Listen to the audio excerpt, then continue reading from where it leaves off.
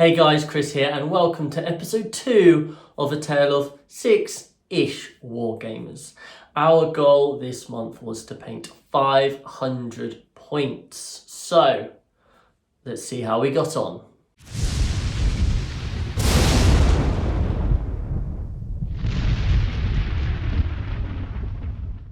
Hi guys, Lewis here, here with my second update for my old world vampire counts army. Since our last update, I've made some really good progress actually. I'm really pleased. I've managed to get 20 skeletons finished, paint up my necromancer, who I've called Matilda the Bony, finished off 10 graveguard and 5 blood knights. Now, putting all that together adds up to just over 700 points. So I'm making some really good progress actually into next month's challenge as well, which is a bit of relief because I'm away for a week, so I wasn't going to get much time. I was actually worried about finishing on time this time, but actually some last minute graveguard painting yesterday on the bank holiday was just enough to get me over the line. I've also managed to build up my Terrorgeist and my Vampire Lord on Zombie Dragon. Not painted any of those two yet, but they are built. I've decided to name my Vampire Lord Alicia von Karstein. Yeah, I need to get some lore built around her, but really coming together nicely. I think it's really easy when you're painting these armies just to kind of do the really big, cool centerpiece models, especially when you're thinking about an army like the Vampire Counts, which is very hoardy. Those big models are much more fun to paint than the rank and file troops, I'm sure. And actually, they cover off a lot more points when you're doing one of these painting challenges and you need to get 500 points done in a month. You can turn to the big models really easily. Which is why I've been quite pleased that I've been disciplined enough to just get some of the basic troops done first before I started tackling stuff that was too kind of big and centerpiecey. So getting that big block of skeletons done is really good. I think probably only got another sort of 40 or 50 of those to go. So easy. So I think for the next month's challenge, I want to do another skeleton block, but I do want to finish one of the big models. So I think I'll do some more. I'll do 20 more skeletons, and I will finish the Terrorgeist, I think. So that should put me over 1,000 points at that point. So that'd be really good. I'll probably try and keep that discipline going. So perhaps I'll do 10 skeletons, then I'll do the Terrorgeist, then I'll paint another 10 skeletons, and then I think we'll be in a position there where I've got 1,000 points of models, which includes kind of 50 infantry models at that point, so making a really big dent in the overall army. Some photos I'm sure will come up of the army on the screen now. I'm really happy with how it's all coming together actually. I said in the first video that I really wanted the scheme to be quite dark, quite muted, kind of give off that kind of creepy sort of undead sort of vibe. And I think hopefully you'd agree that's really coming together. And actually just seeing kind of rank upon rank upon rank of undead skeletons all kind of ranked up together, I think is really brilliant if I do say so myself. I think not all plain sailing. I'm not massively happy with how Matilda has come out.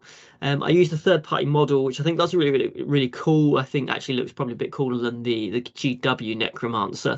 But her cloak, which you can't really see on the front on photo, I think needs a bit of work. So I think something I'm going to have to come back to in the future. I'm also having a bit of a love-hate relationship with the bases. Again, gone for some 3D printed third-party kind of like cobbly sort of roadway sort of bases. I don't honestly have no idea what's happening. I don't know whether the resin's different or I'm just getting something wrong, but I'm doing the same scheme on each base. But when you look at the bases, look at them closely. I don't know if they'll come up well enough in the photo, but if you look at the bases really closely, they're just the finish is varying across them. So some of the bigger bases are just coming up lighter than the smaller bases.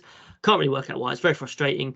But actually the bases look really awesome. And I think I just need to have a play around with that. Once I've got them all done, I think once I've got sort of 2,000 points of them done, I'll go over all the bases again and hopefully tighten that up a bit so that when they're all ranked up together, you won't notice the difference. This month I managed to get a couple of games in as well, which is a big win.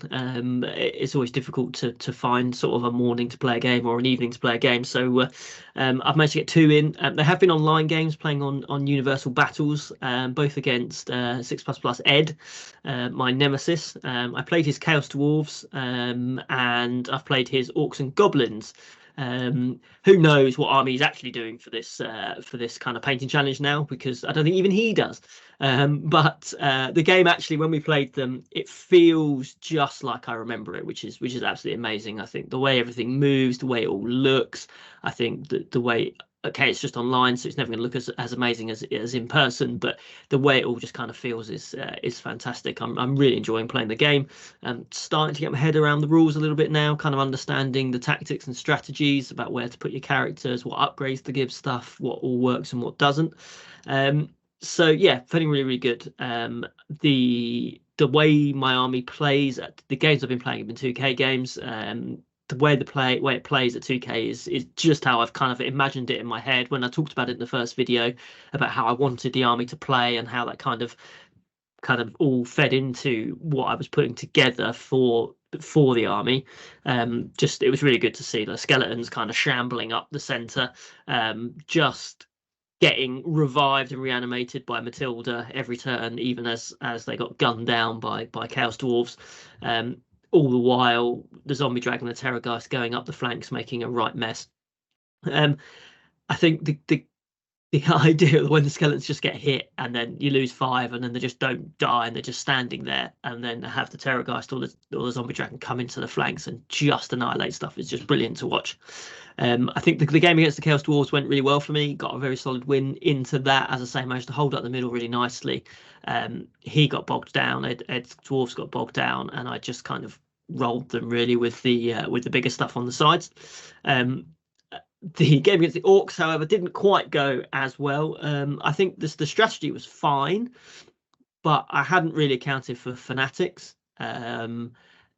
Just watching them sort of rip apart the Terrorgeist, rip apart the Blood Knights, it's just I would need to have a real rethink about what I need to do into those models, because they just make such a big mess of everything. Everything big just kind of just gets flattened by them, because I can't get out of their way quick enough, and then they're just hooning off in all sorts of directions. So combine that with the Ball Boy Chariot being absolutely amazing. I hadn't realised the Chariot could just mince a squad of 10 Graveguard without even thinking. So yeah, definitely lots of learning has happened, but that one was a bit of a major loss as well on my part.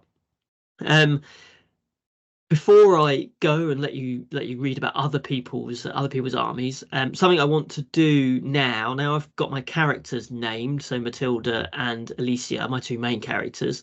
I'd like to start naming some of my units, so I can start being one of those people that puts them into their army lists when they go to events. That everyone thinks is just like, what are you doing? But I want to do that, and I'd really like it if our wonderful 6++ viewers could contribute to that. So perhaps if you could comment below or send me a message on Discord about what I should name. I think let's go first. What I should name my skeleton blocks, and what I should name Alicia's zombie dragon. So I need a name for the dragon and a name for the skeleton blocks.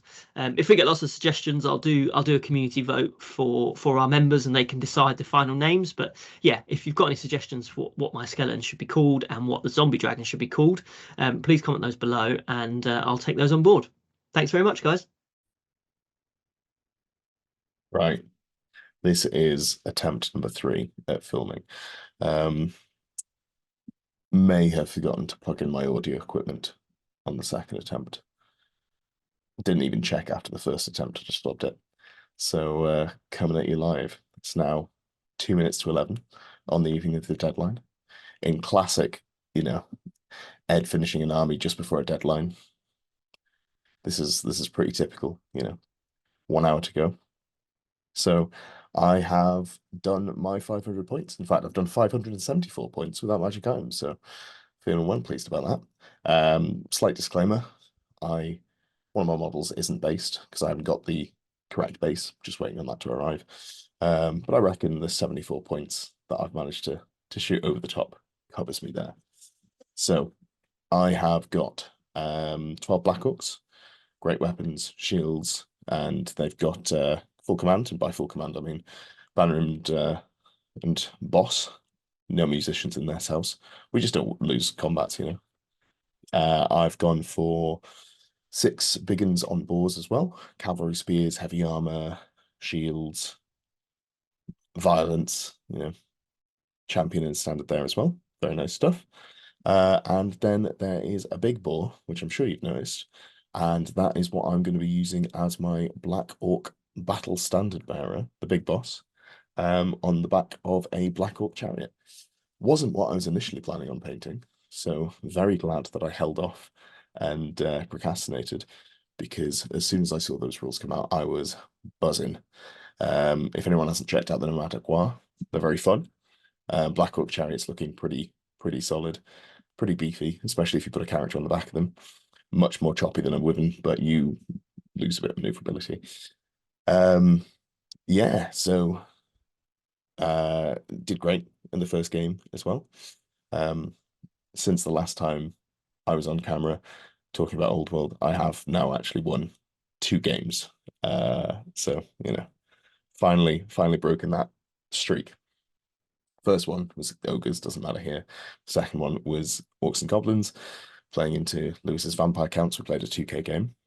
I was initially going to play the Nomadic War. I thought that sounded fun. Then I looked at his list and I, nah, you deserve something, you know, good. So I tested my tournament list, which is now going to be, you know, have some tweaks made, which is why we practice. But yeah, Fanatics are fantastic. Definitely worth giving those a go if you're an Orcs and Goblin player. But I'm going to be cutting some of mine, going down to 6. But yeah, hobby-wise, really enjoyed converting up the Black Orc Chariot. I thought it was a lot of fun as a project. Had a great time with that. It's been a while since I've done any physical converting of plastic models, but it's something I used to love doing growing up. Really big fan of that. I had to do quite a bit of chopping of the Maw Grunter, which is the base box, and you know, it's about 14-15 centimeters, pretty hefty. Turns out it needs to fit on a 100mm base, that's 10 centimeters. So took some clippers and knives to it where I could, shorten the tusks, the front armor plate that goes on the front there, shorten that in as well. So now from the back of the back foot to the front point of the tusks is 11 centimeters, 110mm. So I've got a 1 centimeter overhang, which I think is pretty respectable. Shouldn't cause too many issues in games. It should be good. And it needs to be 5 centimeters wide.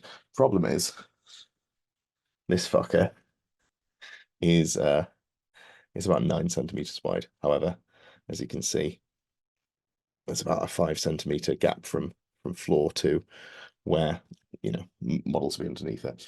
So it shouldn't be a problem. Also, tactical genius here, never going to get flank charged again. Did get flank charged earlier today. Didn't enjoy it. Not happening ever again. Gonna make sure of that. But yeah, having a great time with Old World. My initial thoughts when I was starting doing this was to, you know, put a lot of time into the project.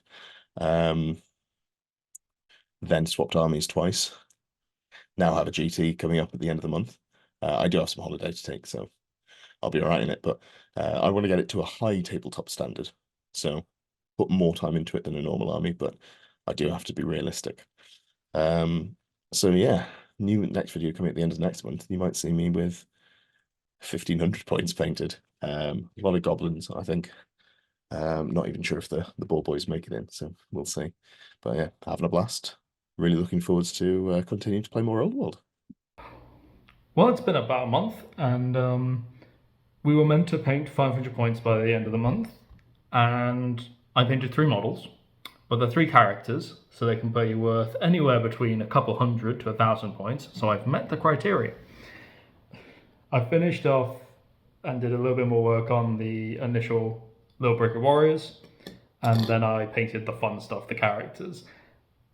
I normally wouldn't paint them first because they're the funnest thing, sort of sometimes you leave them to last, spread them out amongst the army, but I've been busy with work and painting 40k stuff for tournaments, so the thought of painting anything that wasn't fun made me want to claw my eyes out, and painting is the hardest part of the hobby for me, so I treated myself. So I've done Battle Standard Bearer, Aspiring Champion, And I got the made-to-order Archeon back a little while ago when they did it. The metal Archeon. Not sure how many of you will remember working with metal.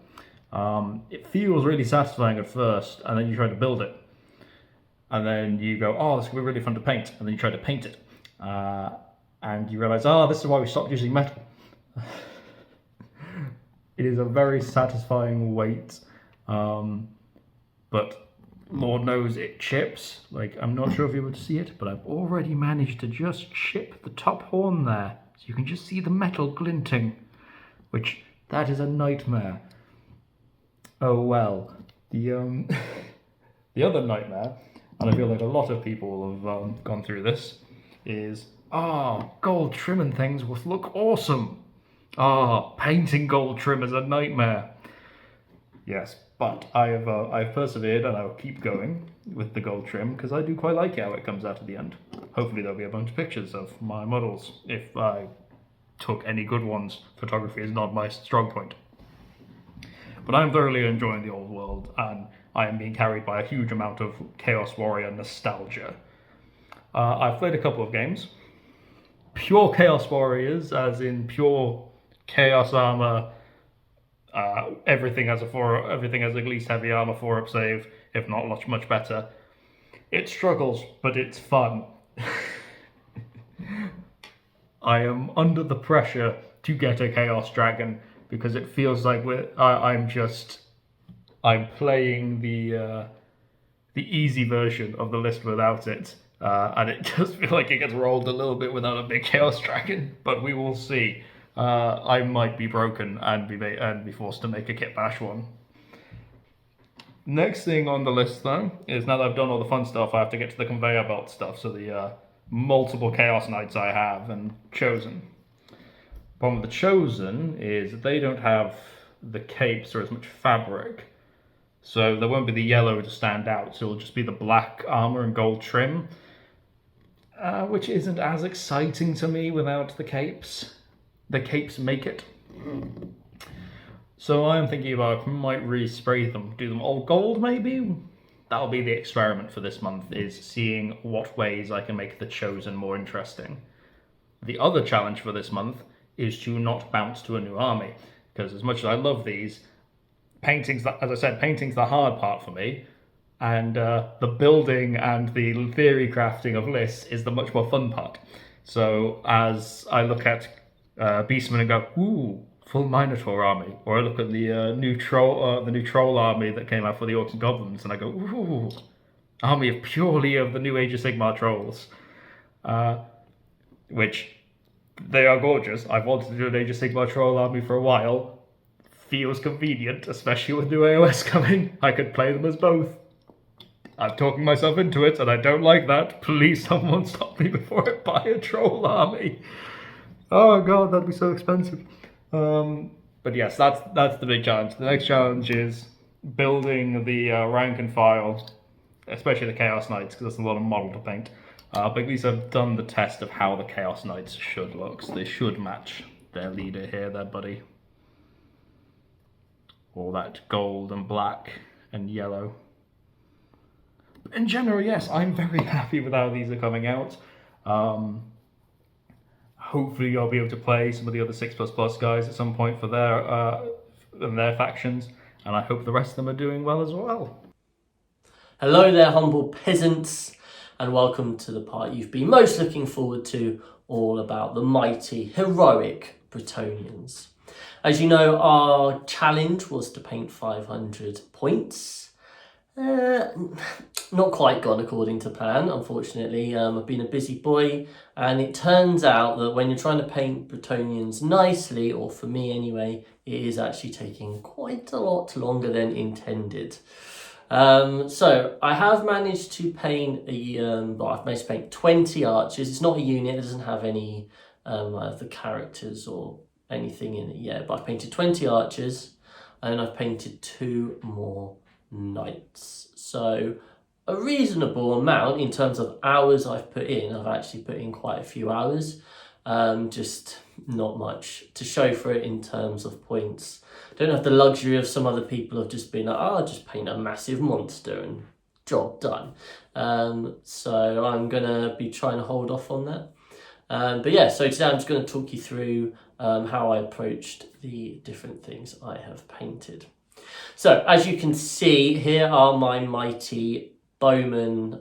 Pretty sure they're going to dominate all the battlefields with all of their bows. Really excited to use them. I actually have no idea what their rules are at all. Are they any good? Let me know in the comments. But either way, you've got to have bowmen. And in terms of colour scheme, so the way my army is going to work, as you will recall, my army is the Knights of the Plus, and each of the knights is a member of our team. Now, the peasants are going to be wearing the colour scheme of Duke Tull, which is myself, and my colour scheme is apparently red and white, so therefore my bowmen are red and white.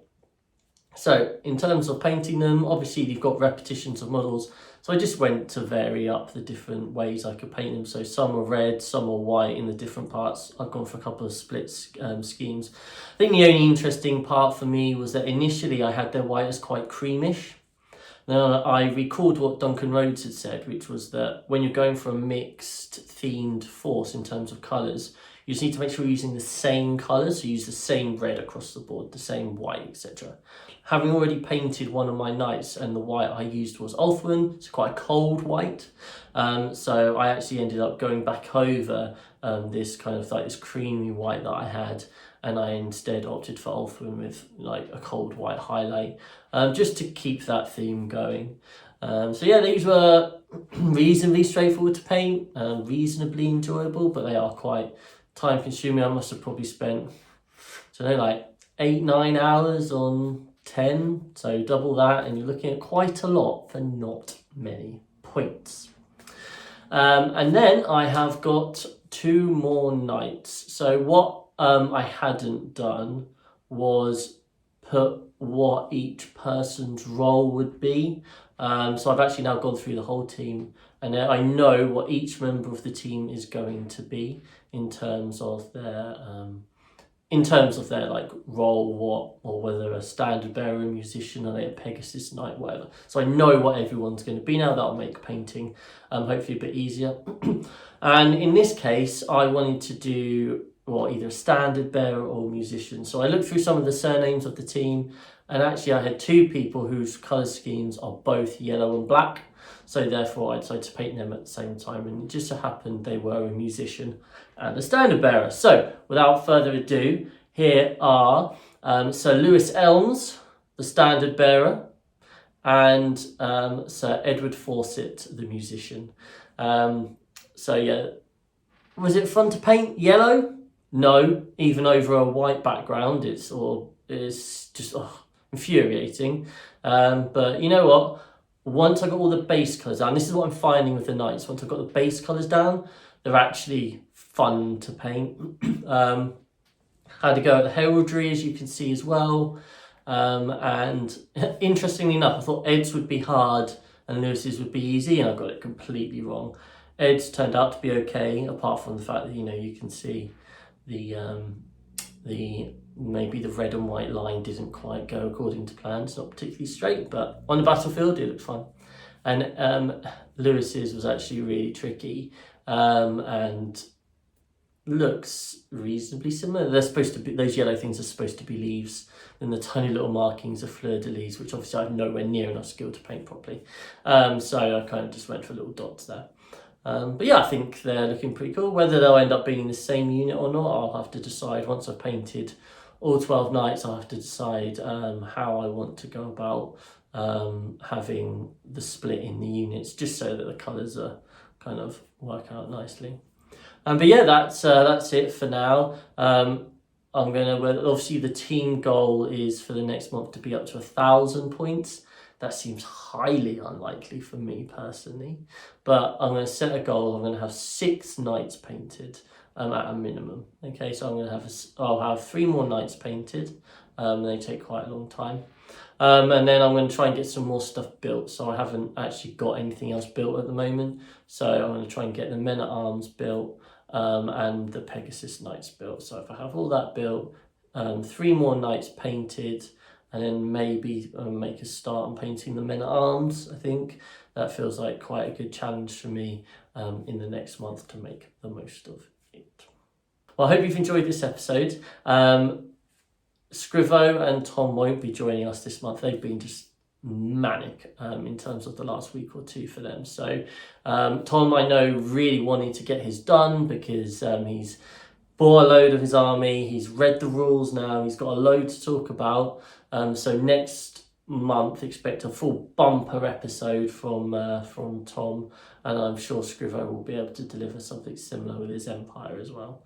And this is why we said it was a tale of 6-ish Wargamers, right? So not every month will we all be able to contribute and hit the deadlines. But hopefully you've enjoyed the episode. Please do consider giving us a like and a subscribe if you have not. There's plenty more where this came from. And we'll see you next time. Take care.